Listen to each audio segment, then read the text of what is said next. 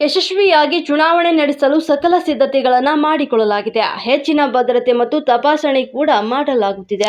ಮತಗಟ್ಟೆ ಅಧಿಕಾರಿಗಳಿಗೆ 2 ಹಂತದ ತರಬೇತಿ ಕೂಡ ಮಾಡಲಾಗಿದೆ ಅಂತ ಚುನಾವಣಾಧಿಕಾರಿ ಕುಮದಾ ಶರತ್ ಅವರು ತಿಳಿಸಿದರು.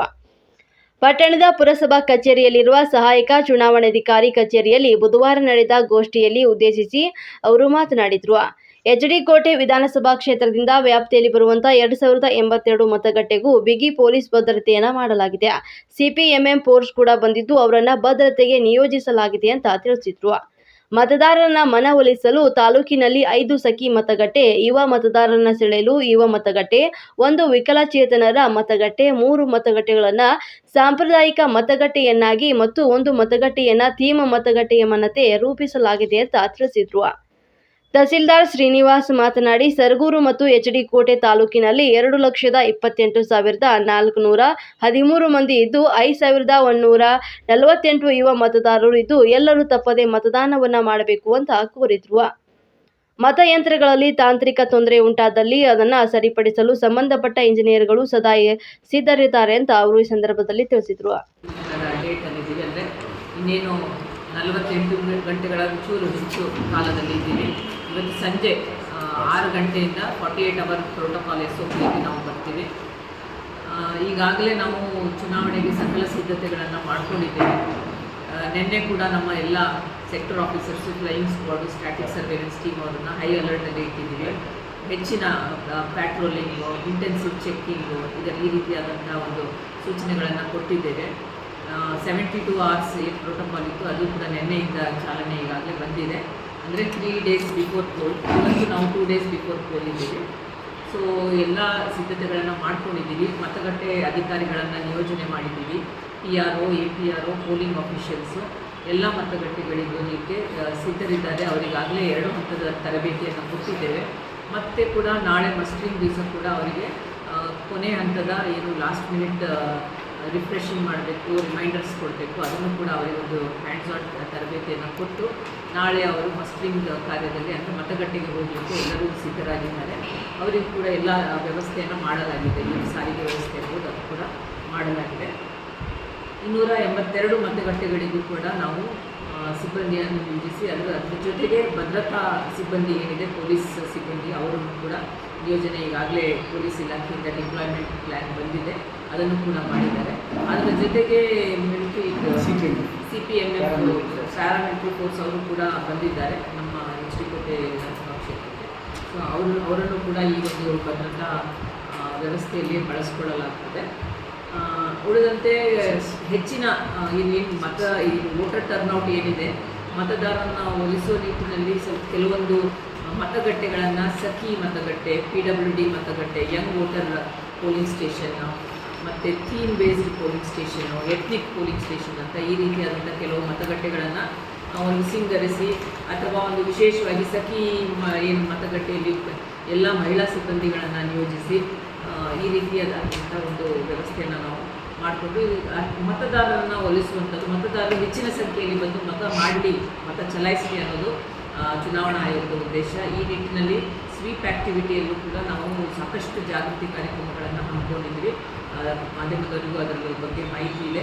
ಅದರಲ್ಲೂ ವಿಶೇಷವಾಗಿ ಟ್ರೈಬಲ್ ಏರಿಯಾಸಲ್ಲೂ ಕೂಡ ನಮ್ಮ ಚುನಾವಣಾ ಆಯೋಗದ ಇವರು ಸ್ಟೇಟ್ ಸ್ವೀಪ್ ನೋಡಲ್ ಆಫೀಸರ್ ಕೂಡ ಅಲ್ಲೂ ಕೂಡ ನಾವು ಮೊನ್ನೆ DB ಕುಪ್ಪೆಯಲ್ಲೂ ಕೂಡ ಕಾರ್ಯಕ್ರಮ ಮಾಡಿದ್ವಿ.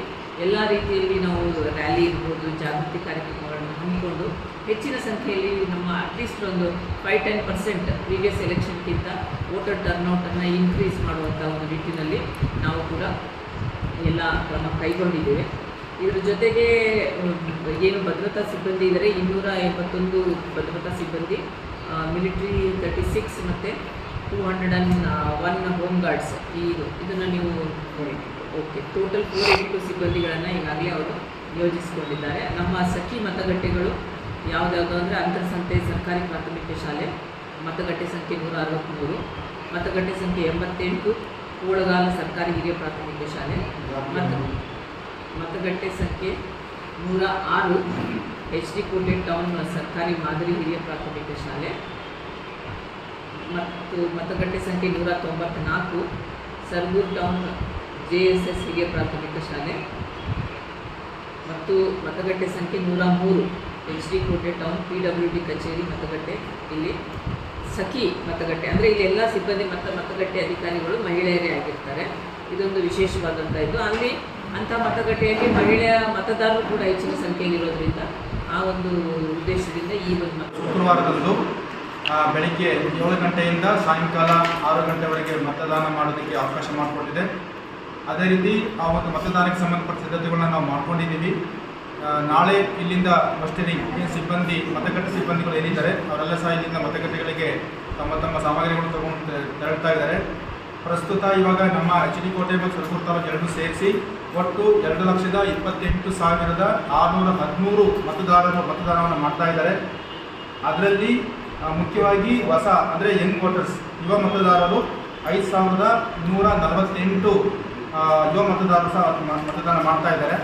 ಇದಕ್ಕೆ ಸಂಬಂಧಪಟ್ಟಂಥ ಎಲ್ಲ ಒಟ್ಟು 282 ಪೋಲಿಂಗ್ ಸ್ಟೇಷನ್ಸ್ಗಳು ನಮಗೆ ಈಗಿದ್ದಾವೆ. ಎಲ್ಲ ಕಡೆ ಪೂರ್ವ ಸಿದ್ಧತೆಗಳನ್ನ ನಾವು ಮಾಡ್ಕೊಂಡಿದ್ದೀವಿ. ಅದಕ್ಕೆ ಮೂಲಭೂತ ಸೌಕರ್ಯಗಳಾಗಿರ್ಬೋದು ಎಲ್ಲ ಸೌಕರ್ಯಗಳನ್ನು ಮಾಡಿ ಮತಗಟ್ಟೆ ಅಧಿಕಾರಿಗಳಿಗೆ ಮತ್ತು ಸಾರ್ವಜನಿಕರಿಗೆ ಮತದಾನ ಮಾಡುವುದಕ್ಕೆ ಯಾವುದೇ ತೊಂದರೆ ಆಗದ ರೀತಿಯಲ್ಲಿ ನಾವು ನಡ್ಕೊಂಡಿದ್ದೀವಿ. ಹಾಗಾಗಿ ಸಾರ್ವಜನಿಕರಿಗೆ ವಿನಂತಿ, ದಿನಾಂಕ 26ರಂದು ಎಲ್ಲರೂ ತಪ್ಪದೇ ಮತವನ್ನು ಚಲಾಯಿಸಿ ದೇಶಕ್ಕೆ ಒಳ್ಳೆಯ ಯುವಕರನ್ನು ಆಯ್ಕೆ ಮಾಡಬೇಕಂತ ನಾನು ಈ ಮೂಲಕ ಕೋರಿಕೊಳ್ತೇನೆ. ಒಂದು ನಾಟಕ ಸ್ಟ್ರಿಕ್ಟ್ಲಿ ನಾವು ಅಲ್ಲಿ ಪೊಲೀಸರಿದ್ದಾರೆ ಮೊಬೈಲ್ ಒಟ್ಟಿಗೆ ತೊಗೊಂಡು ಹೋಗಬೇಡಿ ಅಂತ, ಮೊಬೈಲ್ ಪ್ರೆಸ್ ಮಾಡಬೇಡಿ ಅಂತ ಹೇಳ್ತಿದ್ದಾರೆ. ಪ್ರೆಸ್ ಮಾಡೋದು ಬೇಡ, ಅಲ್ಲಿ ಹೊರಗಡೆ ಬಿಟ್ಟು ಬರಲಿ. 200 ಮೀಟರ್ಸಲ್ಲಿ ಶಾಮಿಯಾನ ಬ್ಯಾನರ್ ಏನಿದ್ರು 200 ಮೀಟರ್ ಆಚೆ ಹಾಕ್ಕೊಳ್ಬೇಕು. ಮೀಡಿಯಾ ಮತ್ತು police not allowed inside the both.